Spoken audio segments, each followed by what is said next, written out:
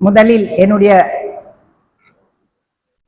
கலாசாலை பயின்றதை பற்றி ஒரு சில வார்த்தைகள் கூறிவிட்டு ஒரு ஆசிரியர் தினத்தை பற்றி கதைக்கலாம்.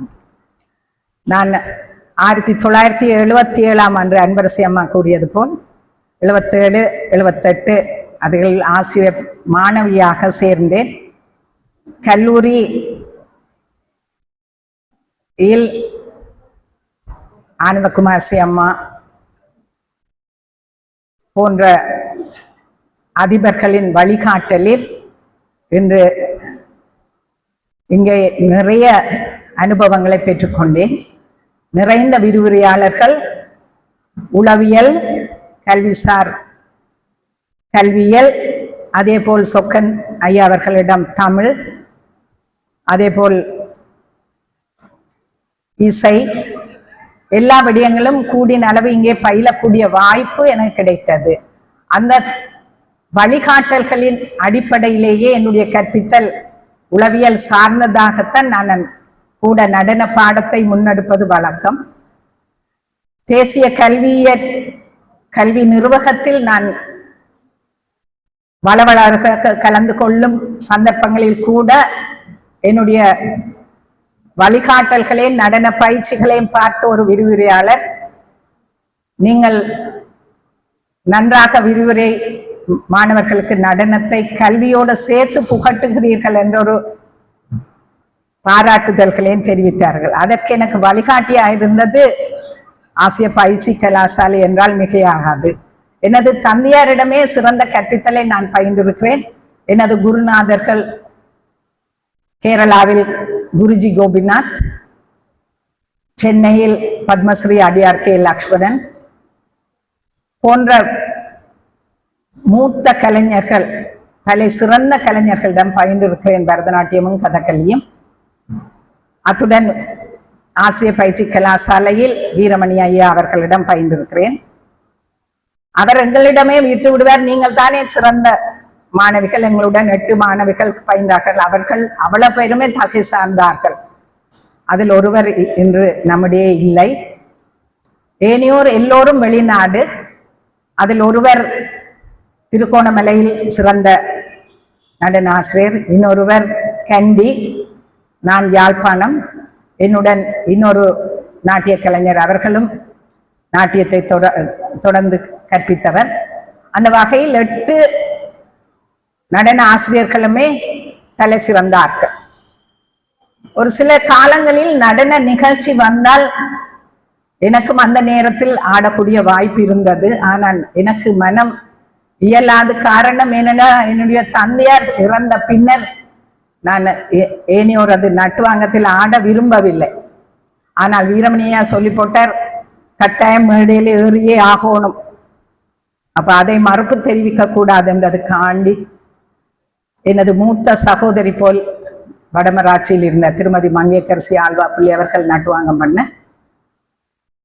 நான் ஒரு பந்தாடல் வெறும் நிகழ்ச்சிகளில் பங்கு பற்றி இருக்கிறோம். அதே போல் நெல்லை குறவஞ்சி வீரமணியாவுடைய எழுத்துருவாக்கம், அதிலும் நான் நாட்டியம் ஆடி இருக்கிறேன்.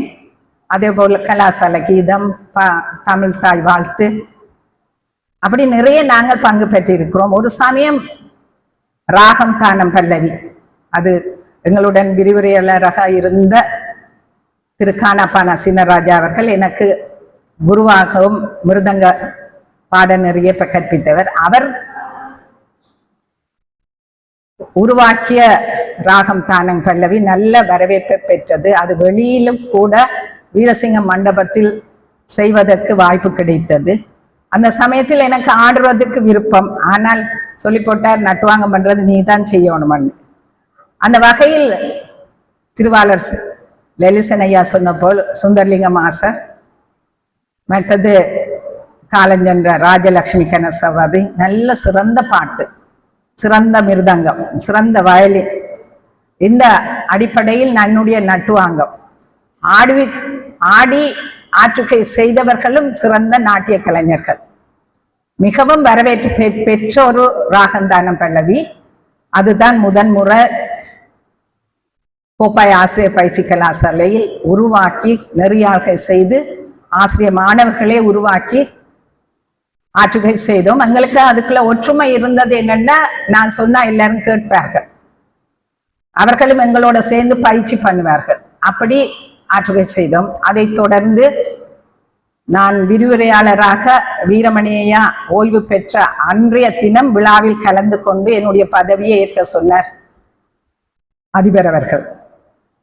அந்த வகையில் கூட நான் அதன் பின்னர் விரிவுரையாளராக கடமையேற்ற பின்னர் கூட எல்லா நிகழ்வும், அதாவது ஆரம்ப கல்வி என்ன அதற்குரிய நிகழ்வு, சமய நிகழ்வுன்னா சமயத்துக்கு ஏற்ற நிகழ்வு, அதே போல் சமூக கல்வி என்ன அதே போல், முத்தமிழ் விழாவன்னா அதே போல் நாட்டிய நாடகங்கள்.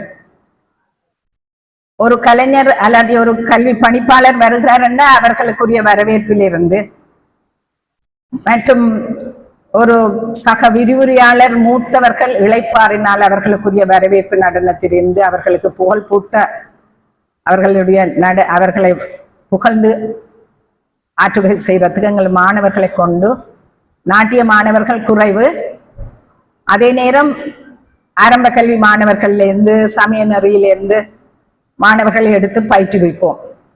அந்த வகையில் ஒரு நாட்டிய நாடகம் நாங்கள் திருக்குறளில் இன்னா செய்தாரை ஒருத்தல் அவர் நாணன் நன்னயம் செய்து விடல், அதில் தற்பொழுது நினைக்கிறேன் யூனியன் கல்லூரியில் இருக்கிறார் தவசோதிநாதன் என்று, மற்றது பல்கலைக்கழகத்தில் சத்தியன் என்று, அப்படி நிறைய நடனம் சார்ந்தவர்களும் சாராதவர்களும் கூட கூத்துக்களாலும் நாடகத்தன்மைகளாலும் வெளிப்படுத்தீர்கள். அந்த வகையில் நிறைய எனக்கு அனுபவத்தை தந்தது என்று சொல்லலாம். அதோட நான் அப்பொழுது தான் எனது தந்தையார் காலம் சென்று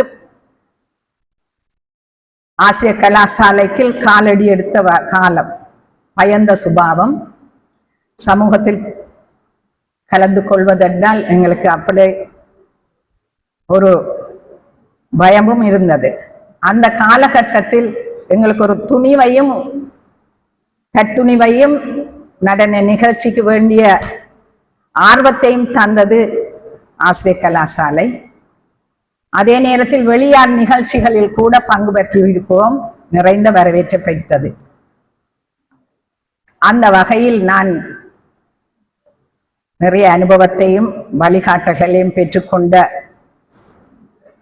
ஆசிரிய கலாசாலை ஒரு பல்கலைக்கழகம். மாணவர்களுடன் பழகுவதற்கு, புரிந்துணர்வை பெற்றுக்கொள்வதற்கு ஏற்ற ஒரு களமாக எனக்கு அமைந்தது. அதன் பின் நான் சில சந்தேகங்கள், தமிழில் சமயத்தில் தேவை என்றால் என்னுடன் கடமையாற்றிய இசை விரிவுரையாளர் தவமக்கா என்று சொல்லுவோம், சிதம்பரநாதன் மிஸ், திருநாவுக்கரசு சார் ஐயா அவர்கள், கரவட்டி குமாரசாமி சார் அவர்கள் எல்லோரும் தமிழ் கருத்துக்கள், நாட்டியத்தில் எப்படி நீ பங்கு பற்றினா எப்படி நாட்டியத்துக்குரிய கருத்தை அபிநயம் வழியா கொடுக்க வேண்டும் என்ற சில கருத்துக்களை தந்து உதவியர்கள். அதுக்கு கூட எனக்கு களமத்தி கொடுத்தார். நிறைய பரதநாட்டியம் என்றா போல சொல்லுக்கு சொல்லு அபிநயம் பிடித்தால் தான் அபிநயம் நாட்டியம் அல்ல, அதுக்குள்ள உள்ளார்ந்த தத்துவம் இருக்கு, நிறைய தத்துவங்கள் இருக்கு. அதை நாங்கள் வெளிப்படுத்துறதுக்கு தமிழ் அறிவு, சமய அறிவு நிறைய வேண்டும். அப்ப அதுக்கு சந்தேகமான சில கருத்துக்களை அறிவதற்கு எனக்கு களமைத்து கொடுத்தது என்னுடன் விரிவுரையாளராக கடமையாற்றியவர்கள்.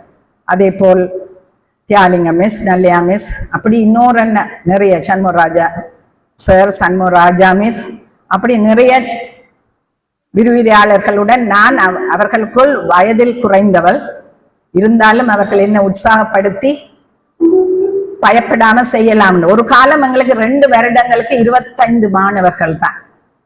அப்ப என்ன செய்தோம் என்றால் அவர்களையும் ஒரு குழு நிகழ்ச்சி பங்கு பெற்ற வைத்துவிட்டு நாங்களும் விரிவுரையாளர்கள் ஏறித்தான் மியூசிக் பாடுறது.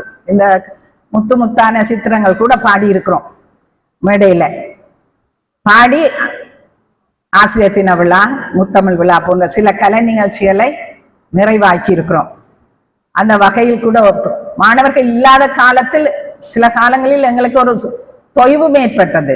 எப்படா வருவார்களா மாணவர்கள், வரமாட்டார்களான்னு, திருப்பி பாடசாலைக்கு போக வேண்டுமோ தெரியாது, இப்படியெல்லாம் இருந்தோம். கடைசி காலங்களில் நான் ஓய்வு பெறும் வரையில் நல்ல தலை சிறந்த மலையக மாணவர்கள் எல்லாம் என்னிடம் பயின்றவர்கள் இப்பொழுதும் தொடர்பில் இருக்கிறார்கள். சந்தேகம் என்றா போனில் கேட்பார்கள், அந்த வகையில் பெருமைப்பட வைத்த கலாசாலை, அதற்கு நான் நன்றியையும் வணக்கத்தையும் தெரிவித்துக் கொள்கிறேன்.